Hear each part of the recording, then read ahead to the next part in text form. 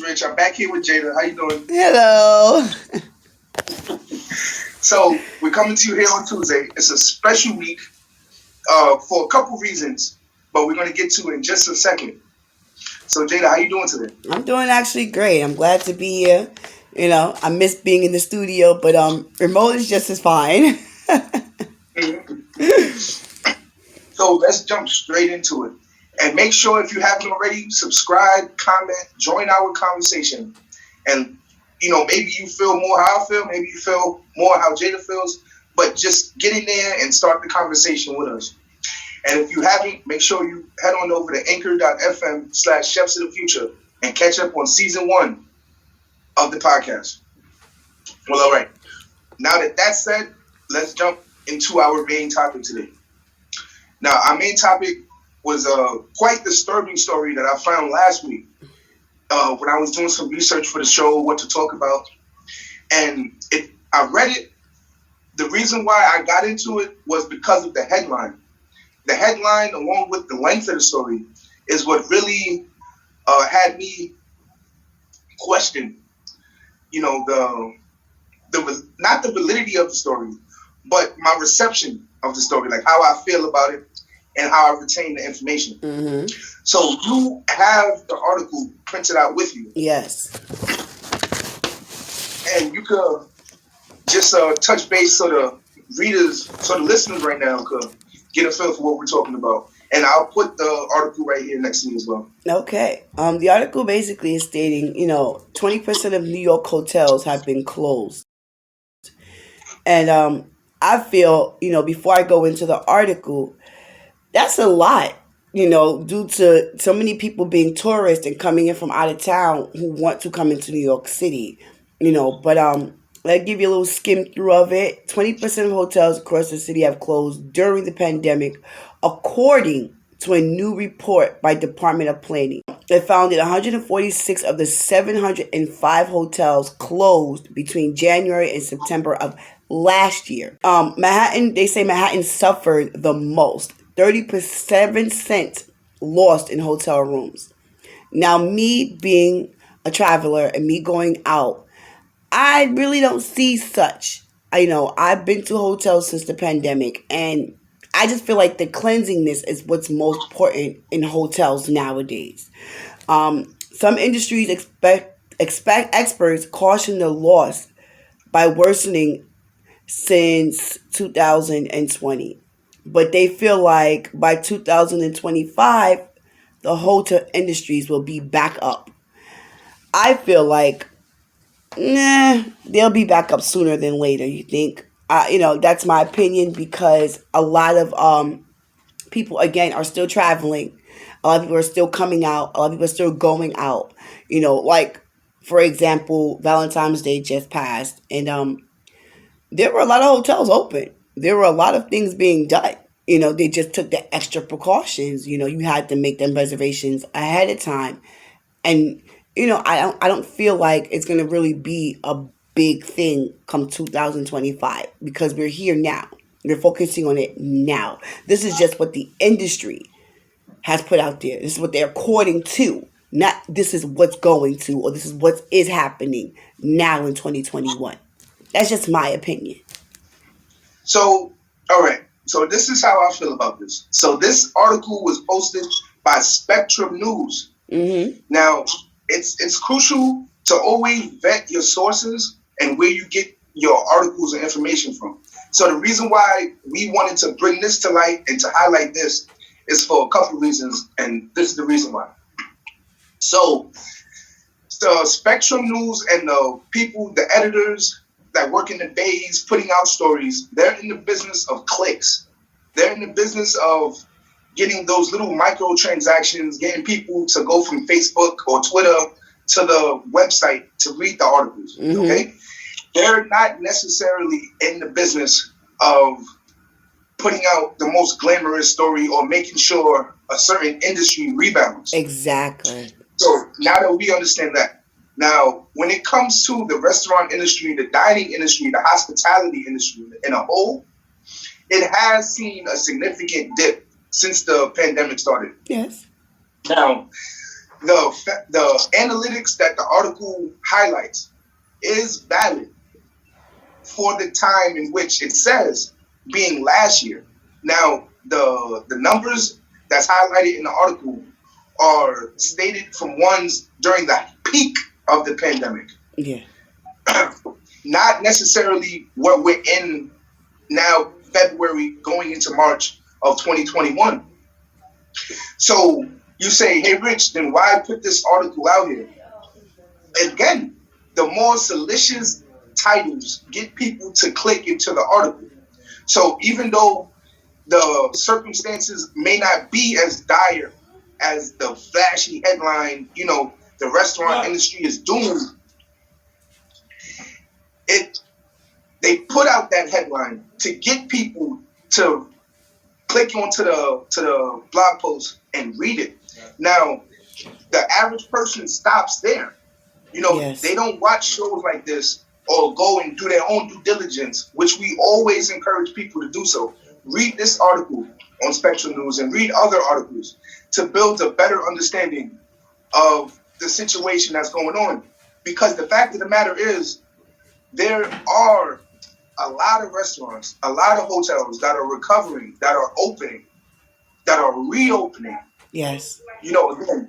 Now, so I did not appreciate when I read this article, even though it's important to get this information out there, because it is fact. You understand? These are very dire situations, not to downplay it. Yes. But to put out an article with such a bad, flashy headline for the sake of getting clicked. Exactly. Do you understand? It's a misconception, and this is really the main reason why we started this show, was to point out the illusions. Mm-hmm. And I didn't appreciate the hypocrisy and the news coverage for the restaurant industry, particularly when it comes to Spectrum, because they could put out an article that says, hey, support local businesses, support local restaurants, support your local eatery, and then go make reservations for your hotels. And on the same hand, if their clicks are down, if their views are down, put out a flashy article saying, it's doomed. Yes. The restaurant industry is doomed. Yes. Not right. And that's very hypocritical. It is. Because it definitely shows is. that you're flip-flopping the information you share with the public based on what you think will get you the most clicks. Yes. And that's why I was so limpid when it comes to this particular. Because again, you read it, it's a page long. It's not even long. They don't go into detail. At all. You understand? They are purely putting that out there for the clicks, which is not right. That's true. That is true. That is definitely true. We just wanted to put that out there, give our thoughts on that. Yes. If you got a chance to read it, comment below. Let us know your thoughts. Please. Maybe we're overreacting. Maybe we're underreacting. Maybe there's a stone that we're not overturning. Comment below. Let us know your thoughts. Yes. And head on over to anchor.fm/chefs of the future. Record your voice. Join the conversation. Catch up on season 1. And let us know your thoughts as well on that platform. Yes. Now, we are planning on, joining the Twitch universe. We had a little test run last weekend, which went phenomenal. Yes, that was awesome. And now, we're hopefully going to bring it to you regularly on Twitch as well. Mm-hmm. So if you have, make sure you follow us on there. We should be on there pretty soon. But before we get out of here, I do want to touch on one thing real quick, and it's this. So this week, like I said before, is a special week. For me personally, now I live in the city, New York City, but so it's not as prevalent and it doesn't even exist yet. But in certain parts, particularly upstate New York, in cities like Buffalo, this week is a special week because it is Black Restaurant Week, where they highlight restaurants owned by minorities, and it's to showcase and highlight unique, different, and diverse cuisine and diverse restaurant owners. Mm-hmm. And it's huge for the morale of the restaurant owners, the workers that work there, the foodies that are looking for new spots and that want to support, minority-owned businesses. Mm-hmm. This is a huge week for them. Yes. And the reason why I want to talk to you real quick about this and share it with the world is because I want more cities to adapt this week. We have Black History Month, but let's narrow that. Let's create a more niche, week in which we focus on minority-owned restaurants. Yes. So, we talked about this real quick before we started recording, but, what's your general reaction to it? This is more or less the second time you're hearing about it. Yes. How do you feel about it? Is this something you want to see more adapted? I definitely want to see it more adapted, at least in this city, because there are a lot of Black owned restaurants in this city. Yeah, granted, they're more upstate, but there are a lot out here, and catering businesses. I just realized, like, I was sitting here listening to you talk, and I'm just like, there are a lot of Black owned catering businesses out here who don't get recognized, who don't get acknowledged because they're just their own little company. But as if you're having a month to represent us Black people and our all in entirety, why not catering businesses? Why not the little holes in the walls? Because we came a long way as a Black community. So I feel like it should be more out there. It should be posted more. It should be more on the platforms that we are listening to and we're watching, YouTube and Twitter and Twitch. All this should be put out there.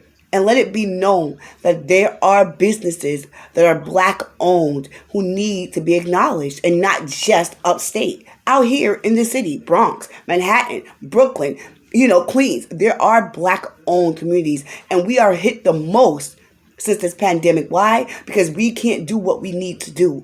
There's McDonald's, and these franchises that still are making their money.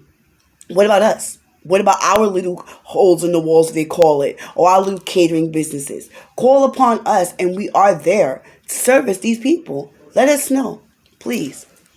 You're right, because you touched upon one of the major things when it comes to this this week and why it started to get implemented was to highlight small businesses, the mom and pop shops, Yes. to encourage, local business growth and those little hole in the wall spots to have them gain some traction. Yes. Because the algorithms for the delivery apps, Mm-hmm. they're constantly fighting that. Mm-hmm. The small mom and pop shops, they may try to make the conversion to takeout only or to predominantly takeout, but they're facing companies with such brand recognition. Yes. They're almost non-existent. Yes. on apps. You don't see them. That's right. That is so true. And us as a consumer, what's the likelihood of you trying a new restaurant on a delivery app that you have no experience with, Mm-hmm. opposed to a restaurant that you know what to expect, you know the food, and that you have a better relationship with? It's really hard for a new business to gain new customers. Yes. It's in today's current. That's right. situation. That is true. That is true. That's definitely But true. again, how do you feel about this? Comment below, let us know, join the conversation, Yes, and make please. sure you catch up on season 1 of Chefs of the Future at anchor.fm/Chefs of the Future. With all that down and out, we are out of here. Thank you, Yes. Jada, for joining us this morning. Yes. Thank you for having me. I can't wait till next week. And we